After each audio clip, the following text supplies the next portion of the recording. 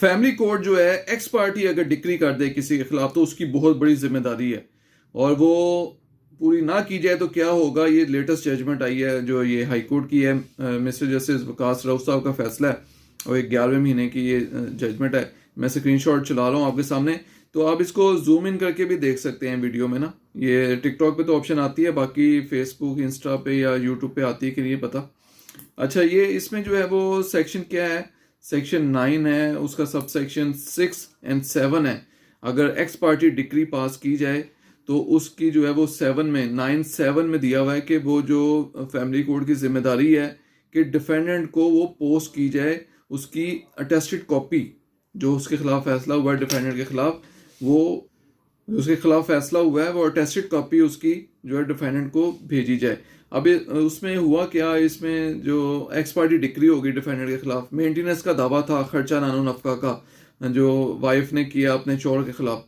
अब शोहर को जब मालूम हुआ जैसे कि मेरे खिलाफ यकतरफा कार्रवाई हो गई है, यकतरफा डिक्री भी पास हो गई है, तो उसने फौरी तौर पे जो है ना एप्लीकेशन गुजारी सेटिंग साइट के लिए, वो 9(7) के तहत उसने दी।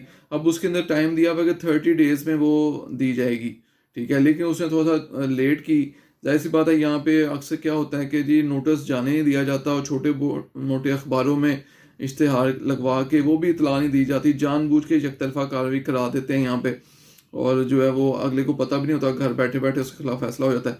बाज़ को जो है वो जानबूझ के भी अवॉइड करते हैं डिफेंडेंट जो हैं कि वो पेश ही ना हो, पता नहीं चले, आंखें बंद कर लेते हैं, जिसका कबूतर आंखें बंद कर लेता है लेकिन बिल्ली तो फिर भी खा जाती है। तो वो उसके खिलाफ ऐसे ही फैसला हो गया यकतरफा। अब उसने स्टांस ये लिया कि जी मुझे अभी पता चला है तो मैंने साथ ही एप्लीकेशन दे दी, लेकिन वो टाइम जाहिर सी बात है 30 डेज है, लेकिन वो उसको पता ही चलते कई महीने लग गए।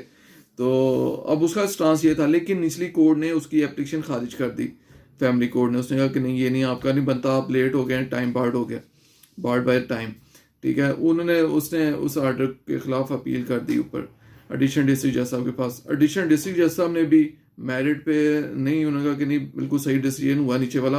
अमूमन अदालतें क्या करती हैं, मौका दे देती हैं कि ठीक है जी आप जाएं नीचे, थोड़ा बहुत जुर्माना करके चले जाएं, अपना नीचे आप कंटेस्ट करें, जवाब दें, एविडेंस दें, प्रॉपर हियरिंग का, ताकि मौका मिल जाए। लेकिन एडिशनल डिस्ट्रिक्ट जज साहब ने भी खारिज कर दी उसकी अपील जो है।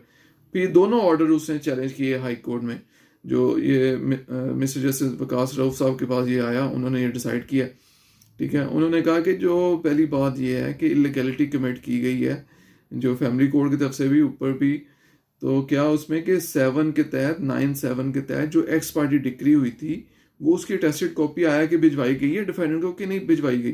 पहली तो बात ये है। दूसरी बात ये है कि जब उसके नॉलेज में आया है वहाँ से लिमिटेशन स्टार्ट होनी है। 30 डेज है, उसने तो जैसे उसने लिखा कि मुझे अब पता चला, मैंने साथ ही एक आधे दिन में एप्लीकेशन दायर कर दी है कि एकतरफा कार्रवाई हुई है, मुझे बताए बगैर, मेरे नॉलेज में लाए बगैर, मेरे नोटिस सर्व किए बगैर, अखबार इश्तेहार का मेरे नॉलेज नहीं है, तो मेरे खिलाफ एकतरफा कर दिया गया।